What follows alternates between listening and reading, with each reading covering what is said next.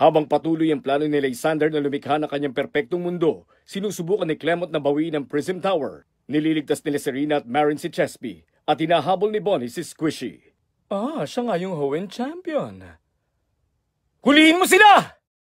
Sa itaas! Malva?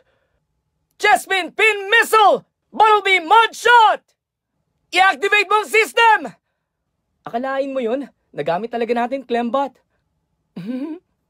Sinisynchronize na kita sa system. Sinashutdown ko na lahat. Sandali lang. Ano to? Wala kahit ano. Teka, sandali. Hindi ko kayang gawin yan.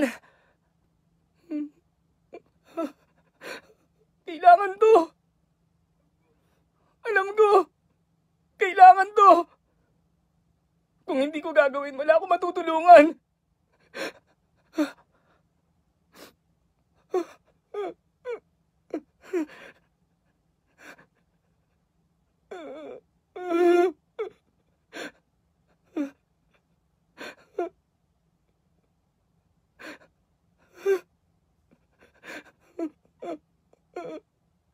At marami pa akong gusto matutunan.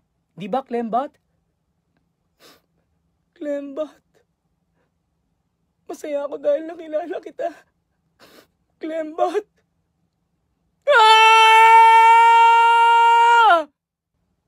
Si Clemont bang gumawa nun?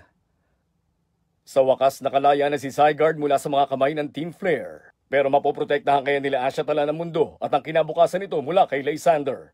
Ang insidenteng nangyari dahil sa Team Flare na yumanig sa Kalos ay magkakaroon ng di inaasahang pagbabago habang patuloy ang kanilang paglalakbay.